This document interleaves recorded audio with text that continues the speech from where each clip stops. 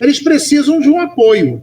Então, eles começam a financiar essas construção de catedrais para que aquela vila que ele para, que ele tem seu comércio, que ele centraliza ali suas trocas, ela vire uma sede de bispado. Um bispo seja nomeado.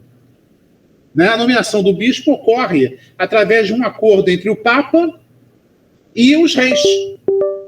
Aí o bispo é nomeado, aquela cidadezinha ali ganha um status, eles passam a ser protegidos pela igreja, pagam uma taxa para a igreja, mas aí eles colocam, bem, o senhor feudal quer vender, quer comprar, quer vender e quer comprar, ele vem aqui. Ele vem aqui, eu não vou no feudo. Ele vem aqui. Então as cidades começam também a crescer entre feudos, num cruzamento de feudos. Bem, esse processo todo vai fazer com que, com o tempo, os reis que nomeiam os bispos junto com o Papa, eles começam a crescer sua arrecadação, porque eles ganham arrecadação com essas cidades também. Quanto mais o comércio se expande, mais os reis se tornam poderosos, mais arrecadam. Vai chegar um determinado momento que a necessidade de organizar um Estado para poder ter um sistema tributário unificado, proteção das fronteiras, delimitação das fronteiras, e, ao mesmo tempo, uma representação política, que é o rei, forte, centralizada, que os senhores feudais e a burguesia contribuam para o reino, aí isso vai aparecer. Quais são os primeiros países a se organizar nessa forma? O processo é longo, vai demorar alguns séculos, tá? Ele começa já no século XI e ele vai se concretizar lá para o século XV, XVI. Os primeiros países são, primeiramente, a Península Ibérica, Portugal e Espanha. A Espanha é resultado da formação, porque não existia a Espanha. Ali, o Reino de Portugal se forma a partir de uma família nobre de origem francesa, Borgonha, que ela vai, a serviço de Castela, lutar na Reconquista.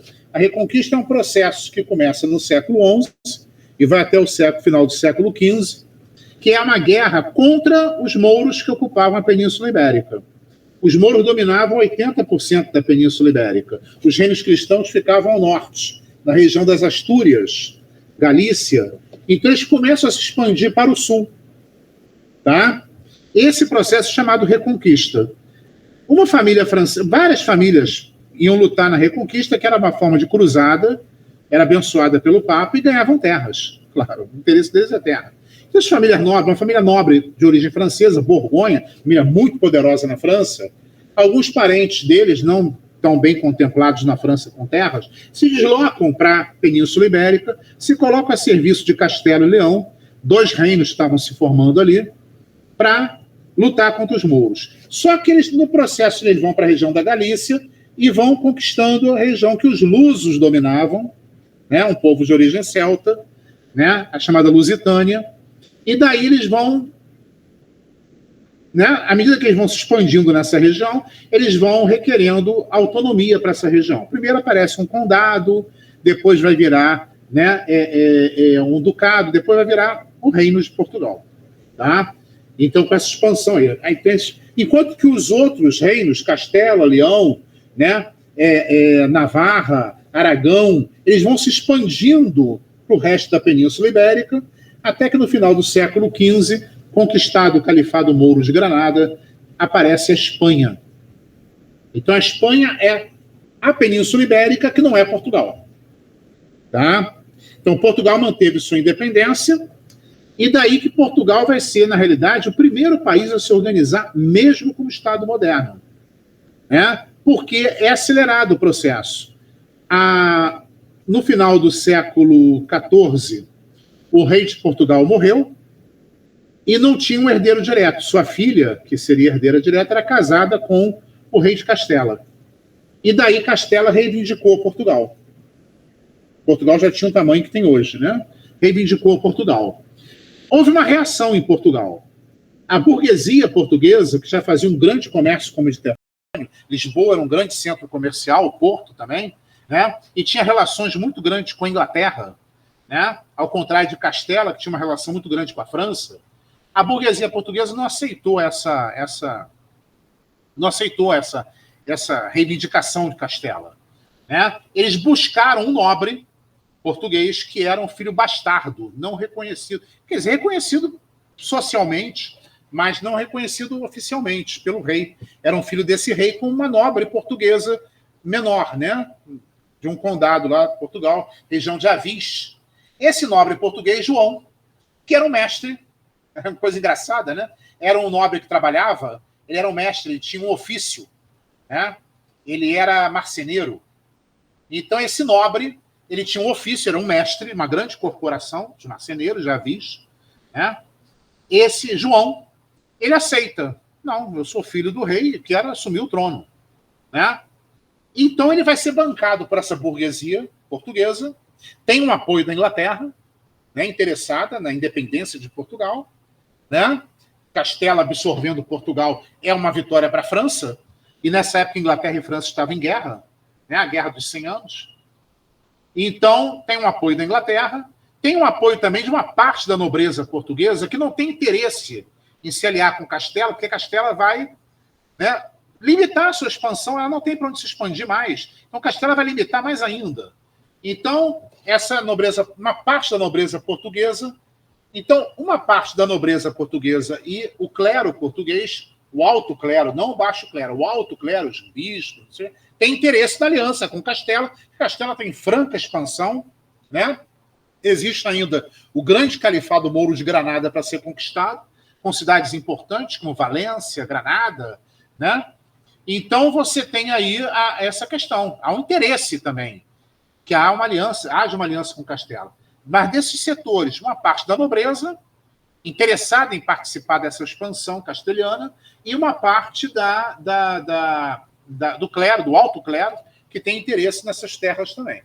Mas boa parte do clero português, o baixo clero, padres principalmente, né? E uma parte da nobreza que não tem para onde se expandir também, ela tem mais interesse até no comércio, na expansão marítima, do que nessa expansão de guerra com os mouros, né? Aí eles apoiam a burguesia, se unem com o povo, porque o servo em Portugal ele tinha uma condição diferente do resto da Europa. Ele era um servo que tinha mais direitos, mais autonomia. E por causa da peste negra, eles assumiram a produção de muitos feudos, né? Então eles tinham uma grande autonomia. O servo em Portugal tinha uma grande autonomia, coisa que ele não tem em Castela, não tem em Aragão, né? Nesses reinos que estão lá no resto da Península Ibérica, não tem nem na França, né? Então eles não têm interesse nessa aliança com Castela. Eles vão apoiar a burguesia, vão apoiar João. E João vai ganhar essa parada, vai ganhar essa guerra, né? A Batalha de Aljubarrota, ele vai derrotar as tropas de Castela, graças a esse apoio que teve. E a Inglaterra foi fundamental, porque mandou arqueiros ingleses para ajudar, né, na infantaria portuguesa, que derrotou a cavalaria de Castela, né? Então, isso aí é importante ver isso, que Portugal já se forma aí com João como um Estado centralizado, uma arrecadação tributária unificada, uma moeda única para todo o país, uma legislação para todo o país. Já vinha nesse caminho, já vinha se desenvolvendo assim, né? Como Castela também, Aragão também, mas Portugal é o primeiro a se organizar assim. França e Inglaterra tiveram sua organização atrasada por causa da Guerra dos 100 Anos, né? Que só a partir da segunda metade do século XV que elas vão se reorganizar como Estado moderno. E Castela e Aragão, já organizadas um pouco como Estado moderno, mas só vão se fundir no final da segunda metade do século XV, e daí vão conquistar Castela, e só com a Granada, desculpe, e só com a conquista do Califado Mouro de Granada, que eles formam a Espanha. Ora, qual a importância desse Estado moderno em Portugal? Como Portugal não tem para onde se expandir, a Península Ibérica é dominada por Castela, Portugal é cercado por Castela, da Galícia até o sul, né? Ele é cercado por Castela. Então, Portugal não tem para onde se expandir em terra. A única expansão que resta a Portugal é o mar. E Portugal já tinha um grande comércio com o norte da África, graças ao contato que ele manteve com os mouros. com os mouros, né? Então, comerciantes de origem árabe vinham do norte da África e até do Oriente Médio fazer comércio em Lisboa. A Inglaterra, os Países Baixos, Holanda, vêm para Lisboa fazer comércio. Cidades alemães, né, do Mar Báltico, elas vêm, a famosa Liga Hanseática, eles vêm fazer comércio com Portugal, com Lisboa. Lisboa é um centro, inclusive a peste negra e a Guerra dos 100 Anos possibilitaram isso, que atrapalharam completamente as rotas que ligavam a Península Itálica com o norte da Europa, né, por terra. Saques, revoltas camponesas, peste, guerra. Então, as cidades italianas preferiam ir para Lisboa e ali fazer comércio com as cidades alemãs, as cidades dos Países Baixos. A França não participa muito desse comércio, não, mas a Inglaterra participa, e até cidades da Dinamarca, da Noruega também, né? Comerciantes vêm para lá. Lisboa é um ponto central entre o Mediterrâneo e o Mar do Norte, né? Então isso aí é importante a gente ver. Então Portugal começa a se expandir para, né? Daí a associação Estado moderno, expansão marítima é imediata. É necessário ter um Estado moderno, uma estrutura centralizada, um rei com poder, né? Uma tributação unificada, um exército unificado sob o comando do rei, nada de exércitos feudais, o exército é unificado sob o comando do rei, né? As forças armadas são unificadas, e há uma diretriz de expansão, a expansão marítima, no caso português. Os outros países, à medida que forem se unificando, Castela e Aragão tomando o Califado de Granada, França e Inglaterra saindo da Guerra dos 100 Anos e depois se, né, formando um Estado centralizado também, vão se jogar na expansão marítima também, mas com um atraso de mais de um século em relação a Portugal, né? Quando a Espanha se lança na expansão marítima, que é o próximo ponto que a gente vai ver aqui, né? Deixa eu ver aqui. Tem as imagens. Quando a Espanha se lança na expansão marítima, final do século XV, depois da conquista de Granada, Portugal já descobriu o caminho para as Índias. Tá? Já está no comércio com o Oceano Índico. Então, já fez sua expansão. E a rota espanhola vai ter que ser diferente da portuguesa. Já vamos ver isso. Né? Bem, aqui temos a Batalha de Crécy, né? Tropas inglesas e francesas se enfrentando, né? É uma batalha que é decidida pelos arqueiros ingleses em maior número. Os arqueiros ingleses estavam em maior número que os franceses, enquanto que a cavalaria francesa em maior número que a cavalaria inglesa. Mas só que a cavalaria francesa não tinha como enfrentar os arqueiros ingleses em grande número, né? Então foi uma derrota cachapante da França. Vários nobres foram feitos prisioneiros ou morreram nessa batalha. E a partir daí a Inglaterra tomou a frente na Guerra dos 100 Anos, logo no começo da guerra. Aqui uma revolta urbana, muito comum nessa época na Inglaterra, uma revolta urbana, os corpos sendo atirados no rio Tâmisa, né? Aqui temos uma revolta camponesa, camponeses atacando um nobre, matando ele a machadada, ele o cavalo, né? Muito comum também na Europa dessa época, revoltas camponesas. Tudo isso, gente, essas revoltas que eram comuns nessa época, elas faziam que houvesse necessidade, elas enfraqueciam a nobreza e faziam que houvesse uma necessidade de centralizar esse poder até para dar conta dessas revoltas, né? Aqui nós temos Leonardo da Vinci no seu leito de morte, né, sendo consolado por Francisco I, rei da França. É o rei que vai consolidar a monarquia francesa, né? Ao lado de Maquiavel, escritor italiano que no início do século XVI escreve a sua obra O Príncipe. Em 1517 ela é publicada, né? Falando justamente sobre essa questão de centralizar o poder. O príncipe é como os governantes italianos locais eram chamados, porque não havia um reino na Itália ainda, então eram principados ou cidades independentes, né? Então o príncipe é aquele que deve concentrar poder para governar para um bem comum. Maquiavel que vai desenvolver essa teoria de um Estado centralizado, né? Então, nós temos aqui a expansão marítima, né? E a expansão marítima, praticamente Portugal puxando a expansão marítima. Tá? Aqui nós temos a formação da Península Ibérica, né? A expansão. aqui século, quando os muçulmanos tomam quase toda a Península Ibérica. Aí sobra somente o Reino das Astúrias, e aqui a marca da França, em marrom, que é onde vai se formar depois Aragão e Navarra. Né? Aragão e Navarra, Barcelona está aqui. Né? A marca da França, que foi uma reconquista francesa. Os francos derrotaram os mouros quando eles invadem a França, né? E aí fazem retroceder, eles invadem essa região aqui. E o Reino das Astúrias resiste à expansão moura e consegue descer um pouquinho e conquistar algumas cidades. Né? Mais à frente, os reinos se formando, Galícia, Astúrias, Castela, né? Países Baixos, País Basco, aqui, Pamplona, Aragão, e a marca a marca da França, que vai virar, né, a Catalunha, né, que é um condado de Barcelona.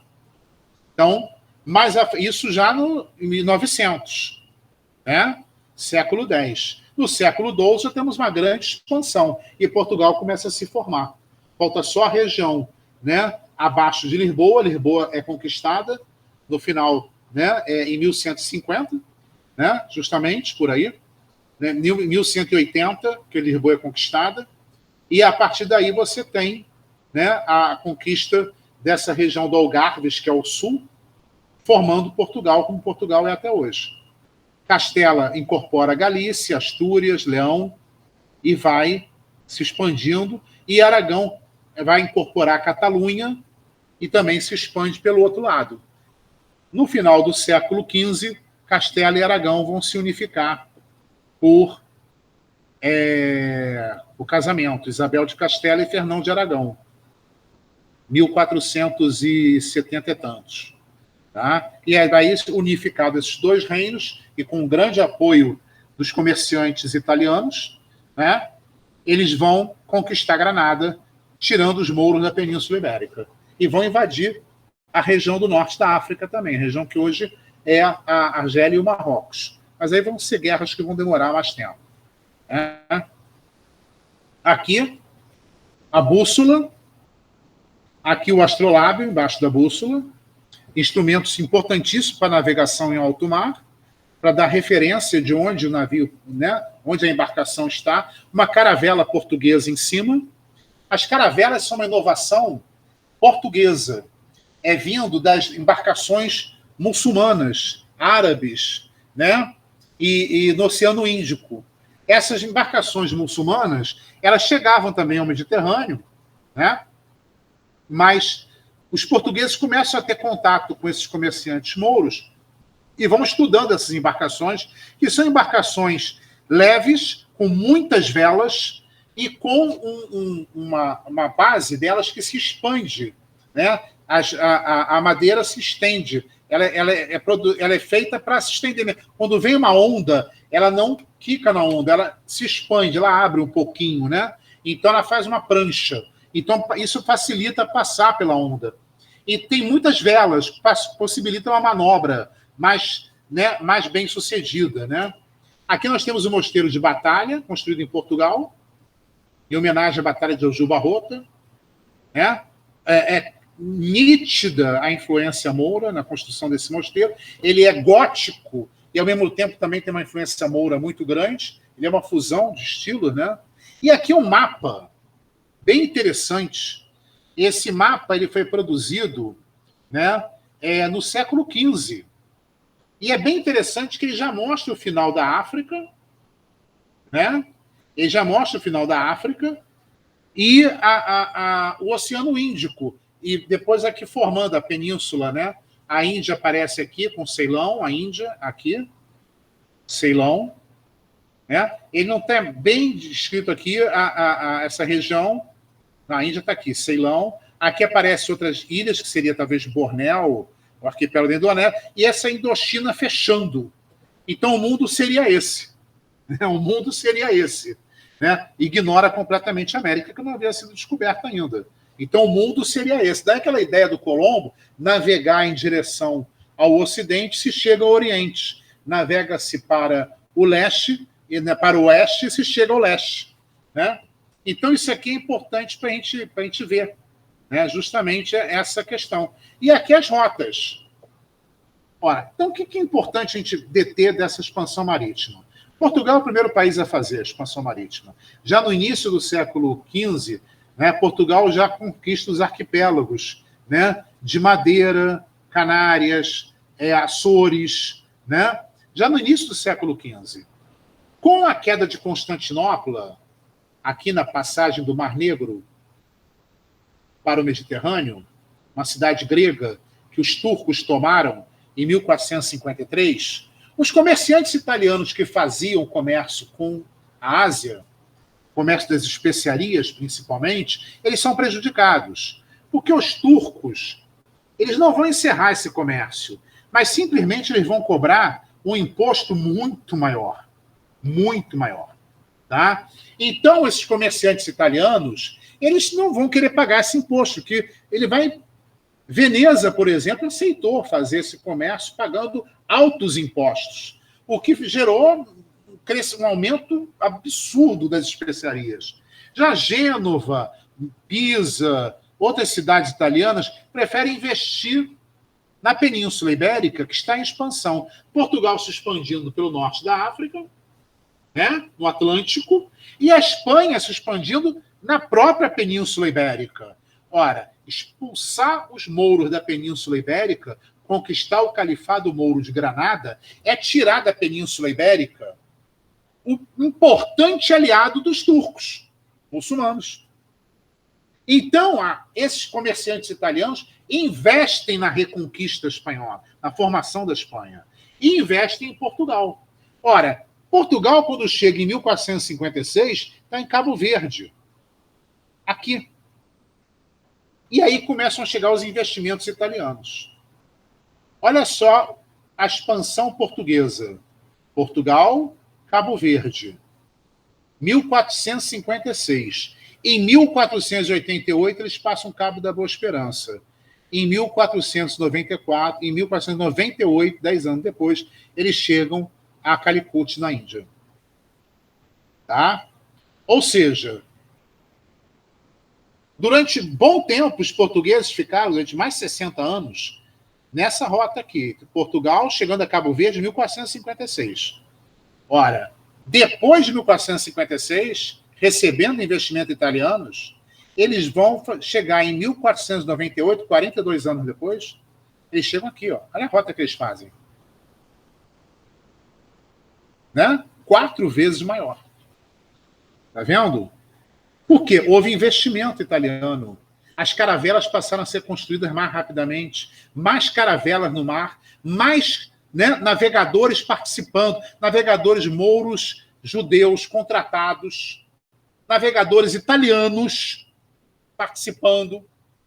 Né? Na esquadra de Vasco da Gama, que eram 5, eram 2 naus e 3 caravelas, havia 2 navegadores italianos. 2 comandantes italianos. Na esquadra de Pedro Álvares Cabral, que sai depois para conquistar mesmo, marcar presença portuguesa na Índia, que eram 19, né? eram 7 naus e 12 caravelas, tá? Você tinha 5 comandantes italianos.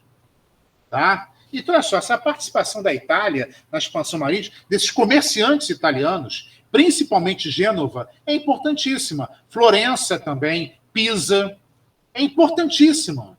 Tá? Lembrando, quem deu o nome América, o explorador, o navegador que fez o litoral da América, o mapeamento, chegando até a atual Bacia da Prata, do Rio da Prata, né, onde depois é fundado Buenos Aires, né, Américo Vespúcio, Florença. Cristóvão Colombo ofereceu seus serviços primeiro a Portugal, que não quis, porque a ideia de Colombo era navegar para o oeste. Né? E então Portugal não quis a ideia de Colombo navegar para o oeste, não quis. Mas Colombo ficou em Portugal, lá, detido, até que ele conseguiu fugir, foi para a Espanha. Em Espanha foi apresentado. Banqueiros italianos apresentam ele a Isabel de Castela, uma semana após a conquista de Granada. E Isabel vai bancar a viagem de Colombo. Mas Colombo vai desenvolver uma rota diferente da rota portuguesa, para não bater de frente com Portugal. Só que Colombo chega à América. Ora, a partir daí criou-se um problema. Portugal já tinha ultrapassado o Cabo da Boa Esperança. Portugal sabia que era importantíssimo manter o controle sobre o litoral africano. E aí Portugal faz o quê? Exige um tratado para que a Espanha, né, agora recém-formada, não entre na região que Portugal está explorando. Esse Tratado de Tordesilhas, assinado em 1494, estabelece o quê? Estabelece que Cabo Verde, para baixo, 370 léguas a oeste de Cabo Verde, para baixo, é português. Todo o Atlântico Sul sob o controle português. Todo o Atlântico Sul sob o controle português. De um lado e do outro. Os portugueses sabiam que havia terra aqui? Sabiam. Por quê? Quando eles chegaram ao sul da África, em 1478, por aí, entre 1478 e 1480, eles viram que podiam fazer uma rota mais rápida, ao invés de ficar andando pelo litoral africano, onde não tinham bons ventos e até eram sujeitos a alguns ataques de povos locais, né? Demorava mais essa rota aqui. Eles chegaram parando em Cabo Verde, pegando rota marítima, eles saíam direto no sul da África. Ora, essa rapidez aqui, pegando rota marítima, direto, economizava de 3 a 4 semanas de viagem, que é muita coisa. É muita coisa. Então, o que eles fizeram? Essas viradas, essa barriga, né? Ora, algumas são mais para dentro, outras são mais para fora. Então, quando eles faziam uma volta mais para fora, são várias caravelas fazendo essa navegação, vindo de Cabo Verde para o Cabo da Boa Esperança, e depois atravessando, chegando até Madagascar, Moçambique, vão fundar feitorias aqui, né? Então, quando eles fazem eles chamavam essa rota marítima de volta do mar oceano. Eles entravam pelo Oceano Atlântico e chegavam lá no sul da África, lá no Cabo da Boa Esperança. Né? Uma rota dessa, uma corrente marítima dessa é mais para dentro, outra é mais para fora. Nessas que são mais para fora, eles avistaram ilhas com gaivotas, Fernão de Noronha, talvez, o arquipélago de Fernão de Noronha, né? E eles sabiam que onde há gaivota, há continente perto, que a gaivota ela sempre vai caçar os cardumes na plataforma continental, no litoral do continente. Os cardumes ficam mais aparentes. Mas ela bota seus ovos nas ilhas que ficam próximas, para proteger de predadores. Né? Então, vendo gaivota, ilha, é porque tem continente perto. Eles sabiam disso. Eles sabiam que tinha terra aqui. Tanto que quando a Espanha ofereceu 100 léguas a partir de Cabo Verde, Portugal recusou, não, 370 léguas. E aí garantiram esse corte, que pega boa parte do litoral brasileiro, que vai de Belém a Laguna Santa Catarina, reservando esse lado todo para o Brasil. Tá? A Espanha ficou com o Atlântico Norte, e daí ela podia explorar, e até descendo depois, desde que não entrasse nessa área da linha de Tordesilhas. Tá? Então é importante a gente ver isso aqui, né? É importante a gente ver isso aqui, porque, posteriormente também, Portugal vai desenvolver sua rota, mas Vasco da Gama chegou a Calicut, teve um confronto lá com o sultão local, ele saqueou, roubou muita coisa, voltou para Portugal com a rota consolidada, algumas feitorias construídas no litoral da África, e com uma mercadoria, o lucro da viagem de Vasco da Gama, em 1499, quando ele chega de volta a Portugal, é de 40 mil por cento. 40 mil por cento. Tá? Ora, então isso temos que conquistar. Temos que cavar, botar lá, né, nossa presença na Índia a ferro e fogo.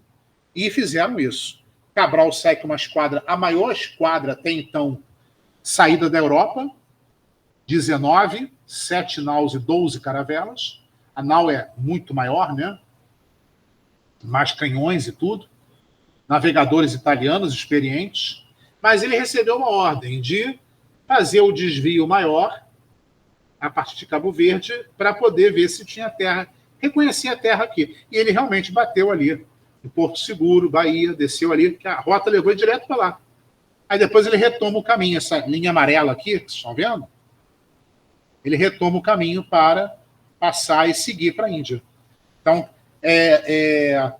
aqui, um dos escrivãos, que eram 4 escrivãos, 4 ou 5, um deles, Pero Vaz de Caminha, que ia numa caravela, ele escreve uma carta narrando toda essa viagem que eles fazem de Cabo Verde até Porto Seguro, falando o que encontraram aqui, fala dos índios, escreve a natureza, etc. e tal, famoso aqui em Se Plantando Tudo Dá, né?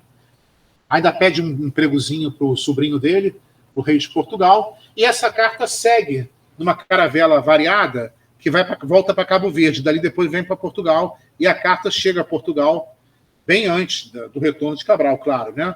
Porque havia um interesse rápido de comunicar ao rei de Portugal que havia descoberto terra realmente aqui, dentro da área que fora cedida a Portugal pelo Tratado de Tordesilhas. Bem, isso foi a grande sorte, porque a caravela que o Pero Vaz de Caminha seguiu viagem, ela naufragou no Cabo da Boa Esperança, ele morreu. Tá? E depois ele não fica nem sabendo se o sobrinho dele conseguiu ou não um emprego. Tá? Agora a carta chegou a tempo ao rei de Portugal. Então sabiam. Cabral vai até a Índia, toma posse, Goa, né? Cochin, Calicut, né? Ele toma posse, aponta canhões para Calicut, ameaça, atira, afunda barcos muçulmanos, árabes que estavam lá naquela região, fazendo comércio, né? Dá um espetáculo ali, um show de grosseria europeia e toma posse de algumas áreas ali, faz umas fortalezas ali, deixa homens armados, canhões ali, tomando conta, comerciantes também, fazendo comércio, né? E volta para Portugal. Voltaram cerca de 13 naus e caravelas para Portugal, das 19 que saíram. 2 afundaram, né? E outras 4 ficaram lá, tomando conta das áreas que foram conquistadas por Portugal. Tá? Então, daí estabeleceu a expansão marítima. A Espanha vai desenvolver depois a exploração da América, né? Chegando ao norte da América do Sul, e vai encontrar na América grandes civilizações. Vamos ver isso depois. Tá? Então, essa é a expansão marítima. França e Inglaterra se lançam na expansão marítima, assim como a Holanda, no século XVI. Depois que elas se organizam como estados modernos e tudo, né? E elas se lançam na expansão marítima. A França primeiro, né? A Holanda já estava muito envolvida com a expansão marítima portuguesa, inclusive financiou o plantio da cana-de-açúcar no Nordeste brasileiro. Vamos falar sobre isso depois, né? E a Inglaterra vai sair mais atrás, só depois da Reforma Anglicana, né? Henrique VIII, mas com Elizabeth I que ela vai se lançar mais na expansão marítima mesmo, já na segunda metade do século XVI. Tá? Então, são as rotas que vão se desenvolver aí. E aí vão abrir os processos de colonização. E aí o principal, a reforma protestante, a contra-reforma católica, né? O que é importante a gente saber daqui, né, é que essa ideia de reforma ela está presente na igreja há muito tempo. Né? São Francisco de Assis, no século XIII, ele já, virado do século XII para o XIII, ele defendia uma reforma da Igreja Católica. Houve revoltas, inclusive, de frades franciscanos mais radicalizados, norte da Itália, né? Algumas regiões do sul da França. Né? Então você tem essa ideia de reforma já presente há muito tempo na Igreja. Tá? No século XIV e XV, intelectuais, professores universitários, John Wycliffe, na Inglaterra, e Johann Hus, na Boêmia, atual República Tcheca, né? Tcheca, né? Eles vão lançar propostas de reformas. John Wycliffe chegou a ser processado pela Inquisição, que exigiu a ida dele a Roma, mas o rei inglês protegeu ele, não, você não sai daqui, e fez bem. Já Johann Hus não teve apoio da nobreza de Praga, né? E ele foi para Roma, pensando que fosse se defender, lá ele foi preso e foi executado, condenado e executado na fogueira. O que gerou uma revolta imensa naquela região de Boêmia, Morávia, as regiões que hoje compõem a República Tcheca, né? Então, foi uma revolta que durou décadas. A igreja teve muita dificuldade para conter essa revolta, inclusive, os nobres também foram enfrentados, né? Então, você tem aí, a ideia de reforma está muito presente. O envolvimento da Igreja Católica com as burguesias mercantis da Itália, mas também banqueiros da Áustria, da Suíça, né? São países fortemente católicos até hoje. Então, você tem o envolvimento da Igreja Católica com esses países, com esses banqueiros, né? Era muito grande. E daí você começa a ter, com essa expansão comercial, financeira, o renascimento, a igreja começa a investir muito no seu próprio luxo, no seu poder, né? A partir da segunda metade do século XV, né, o Vaticano é todo reformado. Vão construir o Vaticano que a gente conhece hoje, aquele grande espaço, palácio, com várias, né, várias catedrais lá dentro, né? Então você vai ter essa construção que segue uma arquitetura renascentista, né? Vários sábios participaram dela, de arquitetos importantes, a grandes pintores, escultores, né? Rafael, Michelangelo, Leonardo da Vinci também contribuiu com alguma coisa. Então você tem aí uma igreja que arrecada muito e gasta muito também. É muito luxo, muito poder. A igreja está muito envolvida com o poder também, a Igreja Católica, muito envolvida com o poder terreno. A igreja ela possui territórios na Itália, em áreas da Alemanha também, que ela administra como dela, entende? Então, esses territórios são dela. As pessoas pagam impostos para a igreja. A igreja tem uma série de práticas que são condenadas, como a venda de indulgências, né? As indulgências são perdões, né? Você compra a indulgência, pode comprar até para um parente que morreu, né? Então vai lá, comprava a indulgência na igreja. Agora, chegou um momento que a igreja quer arrecadar tanto, início do século XVI, que é quando a reforma do Vaticano está toda, né? Que ela começa a colocar as indulgências serem vendidas por banqueiros, principalmente nas áreas alemãs. Isso vai gerar um protesto imenso, né? Os banqueiros ganham com as indulgências tornam-se mais caras, né? A lista de pecados aumenta. Antes, o que você fazia uma penitência com 3 Ave Maria, 2 Padre Nosso, mas não, você tem que comprar uma indulgência. Então, tudo isso vai corroendo, as críticas vão aumentando, né? O humanismo também é muito responsável por isso, porque tanto John Wycliffe como Johann Hus e vários outros eram humanistas, eram professores humanistas, Martinho Lutero também, né? Então, o que você vai ter aí? Você tem já um movimento grande para reformar a igreja, né? E esse movimento vai vir dentro da igreja. Lutero, que é o primeiro, ele era um monge da Igreja Católica, era um professor universitário, e ele, em 1517, lança 95 teses. Vai ter uma reação forte do Papa. A reforma, essa proposta de Lutero é revolucionária, ela vai atiçar camponeses e até pequenos comerciantes e artesãos das cidades da região que ele pregava, na Alemanha Oriental, né? Na região alemã oriental. A Alemanha não existia como país ainda, eram vários principados, ducados, cidades, etc. e tal. Então, nas regiões que o Lutero pregava, na área oriental alemã, vai ter revoltas camponesas e tudo. Ele defende o fim o clero pode casar, acabar com o celibato, né, aquela obrigação do padre ficar sem casar, etc. e tal. Acabar com o culto dos santos, né, da Virgem Maria também, reduzir os sacramentos ao batismo e à comunhão. Ou seja, ele tem uma série de pregações que vão alimentando. Há uma revolta. Na Itália, na Alemanha, nessas regiões, inclusive, aparece um grupo que são os anabatistas, que são radicalizados. Eles têm como lema assim na terra como no céu, né? Ou seja, fazer aqui as reformas que não tem. Fazer o céu na terra, o paraíso na terra, acabar com a desigualdade. Então invadem propriedades feudais. Virou assim um caos, né? Até que Lutero, para poder se proteger da igreja e dos nobres que apoiavam a Igreja Católica, ele vai buscar apoio dos nobres que aderem a ele, porque tem interesse nas terras da igreja, tem interesse em dominar as cidades. E esses nobres apoiam Lutero, e o luteranismo vai ser constituído como religião né? Os anabatistas são massacrados, por exemplo. Eles são reprimidos, tanto por católicos como por luteranos, né? Então, ele vai colocar essa questão da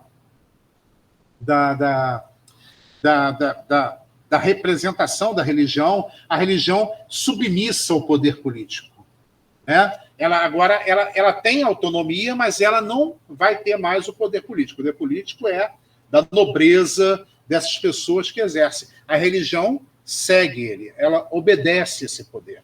Ela simplesmente administra as questões da alma, do espírito. Acabou. A Igreja Católica reage, mas depois acabam fazendo acordos. Vários acordos são feitos com os luteranos, inclusive até uma aliança com eles para reprimir os anabatistas, e Lutero vai se constituir como uma nova religião. Calvino e o anglicanismo são diferentes, né? Calvino é uma pregação mais voltada para a burguesia, é uma religião mais radical até, porque rejeita qualquer tipo de hierarquia eclesiástica, não tem padre, não tem pastor, não tem nada, não tem nenhum culto, não tem nem igreja. O culto calvinista ele é familiar, né? No máximo, ele é comunal, da uma comunidade, né? Então, não há igreja para isso, não há um ponto. As pessoas se reúnem nas casas das pessoas, né? Então, ele é muito radical nesse ponto. É uma religião que pretende abolir qualquer forma de gasto com a religião, né? Então, daí ele é muito voltado para a burguesia. Ele vai ter uma forte base na Suíça, mas vai sair para a França também, Países Baixos, Holanda principalmente, né? A Escócia também, onde vão gerar os presbiterianos, e na Inglaterra os puritanos. O anglicanismo é uma religião criada pelo Estado inglês. Na realidade, ele tem muita coisa de catolicismo, porque Henrique VIII, com ato de supremacia, ele acaba com o catolicismo na Inglaterra, mas, por outro lado, também, ele vai manter uma hierarquia eclesiástica. E agora o rei ocupa o lugar do Papa. Até hoje é assim. O rei inglês é a autoridade máxima da religião anglicana, né? Tudo da religião anglicana, terras, propriedades, bens, tudo passa para o rei. Ele, além de concentrar poder, ele concentra também riqueza. É a partir daí que a Inglaterra vai investir na sua expansão marítima, tá? E a Contra-Reforma Católica, que é uma reação a essa reforma protestante, aprovada no Concílio de Trento, ela confirma, né, princípios da Igreja Católica, o celibato dos padres sacerdotal, a hierarquia, o Papa, a autoridade máxima, os 7 sacramentos, né, o culto à Virgem Maria aos santos, a infalibilidade do Papa, mas também reforma. Cria seminários para dar formação aos padres. Agora não é qualquer um que pode ser padre, tá? Antes era assim. A nobreza colocava lá o filho, que era o último, que não ia receber nada. Vai ser padre. E o cara ganhava já um título lá e administrar, não sei o quê, não tinha formação nenhuma, né? Agora não. Seminário, né? A catequese, que é a educação popular, né? Vai reforçar o Tribunal do Santo Ofício, a Inquisição, o índice de livros proibidos também. Vai apoiar a ação dos jesuítas, a Companhia de Jesus, que vai tratar da expansão do catolicismo na África, na Ásia e na América, principalmente. Na América, né? Vai ter uma atuação grande no Brasil e na América Espanhola, e também na América Francesa, né? E vai retomar regiões. A Renânia alemã, Flandres, né? A Bélgica, a Polônia, áreas que o luteranismo já tinha entrado, o calvinismo já tinha entrado, e eles retomaram essas regiões para o catolicismo, né? Então, isso aí é uma questão da Contra-Reforma. Ela também é uma reforma. A igreja também se reforma, ela muda também. Ela muda. O Papa passa a ter mais poder, né? Mas, ao mesmo tempo, também há uma educação popular, há uma formação melhor dos padres, há uma ideia que a catequese tem que ser efetivada, né? Então, eles vão para a luta. A Contra-Reforma Católica ela vai, né, municiar a Igreja Católica para enfrentar a expansão protestante. Lutero, Calvino, aqui é o povo das 7 missões no sul do Brasil, fronteira do Rio Grande do Sul com a Argentina, né? 7 povos das missões, eram 7 missões jesuítas ali, foram destruídas no final do século XVIII, né? Quando Portugal retoma aquela região para si e bota os jesuítas para fora. Aqui o Concílio de Trento, E aqui é um quadro pintado pelo pintor Goya, no início do século XIX, né? Retratando o Tribunal do Santo Ofício, a Inquisição na Espanha. Os hereges aqui estão usando um chapéu cônico, né? Tem um avental também com detalhes de demônios, etc. e tal. É a questão da Inquisição, que entre o século, né, final do século XV, quando ela começa com força na Espanha, né, depois da unificação da Espanha, ela vem com muita força, até o início do século XIX, né, centenas de milhares de pessoas foram assassinadas pela Inquisição. É uma coisa assim realmente brutal, né? Não só Portugal, Espanha, também na Itália, também na França e até em áreas católicas alemães, né? Então você tem uma repressão muito, muito forte, principalmente na Espanha. Principalmente na Espanha. Portugal não ficou muito, mas ficou atrás porque era uma população menor, né? Então está aqui, expansão da Reforma Protestante, em amarelo católicos, e nessa cor aqui mais escura, né? Um laranja escuro, luteranos, calvinistas nas áreas mais de cidades, né? Em rosa, anglicanos na Inglaterra, particularmente o norte da Irlanda, ortodoxos aqui em cinza claro, e os muçulmanos estão em roxo, né? Então, aqui um quadro do pintor holandês Peter Bruegel, O Triunfo da Morte. Ele faz um retrato das guerras religiosas do século XVI, que sangraram a Europa, né? Século XVI, XVII, sangraram a Europa, né? Então ele faz uma visão crítica dessa postura aqui, né? Então você pode ver que as caveiras usam escudos com cruz, né? Os vivos são empurrados para dentro de um vagão que tem uma cruz aqui. As pessoas estão sendo executadas, torturadas, mortas. O quadro de desolação completa, né? Então, é o Triunfo da Morte, esse quadro do Bruegel. Aqui do lado, um quadro pintado na época, que é o Massacre da Noite de São Bartolomeu, na França, em Paris, quando os huguenotes calvinistas franceses foram até Paris para assistir, em grande número, né? Foram para assistir o casamento de um príncipe huguenote, Henrique de Navarra francesa, que era huguenote, que era calvinista, com a princesa Margot, que era católica, irmã do rei. Esse casamento era para pacificar, só que não vai acontecer isso. Os católicos, a Liga Católica, né, armada pelo Duque de Guise, né, católico fervoroso, eles aproveitam que tem uma grande presença de huguenotes em Paris, e à noite, depois do casamento, eles saem massacrando as pessoas, matando homens, mulheres, crianças que estavam lá. Muitos conseguem fugir, mas milhares são mortos. Os corpos são jogados no Rio Sena, está aqui do lado, né? O Rio Sena aqui. Né? Enforcados, decapitados, uma coisa horrorosa. Esse massacre marcou muito essa questão das lutas religiosas. Né? Henrique de Navarra consegue fugir, né? Margot consegue garantir a fuga dele, ele volta para Navarra, se arma, resiste lá, e mais tarde vem assim Henrique IV da França, porque os irmãos de Margot vão morrer um atrás do outro, né? E ele acaba ganhando o trono francês. Ele se converte ao catolicismo para se tornar rei da França, mas ele vai instituir, pelo Edito de Nantes, né? Em 1594, ele vai instituir a liberdade religiosa na França para os huguenotes calvinistas. Né? Então, isso é importante. Aí temos o absolutismo e o mercantilismo. Só para a gente fechar aqui. Absolutismo, ele é um regime caracterizado por uma grande concentração de poder nas mãos dos reis. Só que tem uma questão importante aí. Há o Estado moderno, e o Estado moderno pode derivar para uma forma absoluta de poder. Não necessariamente. A Holanda, por exemplo, se organizou como Estado moderno e nunca foi um Estado absolutista. Tá? Já os outros vão desenvolver formas absolutistas de poder, que o rei concentra muito poder. A Inglaterra, por conta da Reforma Protestante. Portugal e Espanha, por conta da expansão marítima, da colonização da América. A França, por causa das guerras religiosas. O rei tem que concentrar poder para poder pacificar os franceses, né? E vai assim por diante.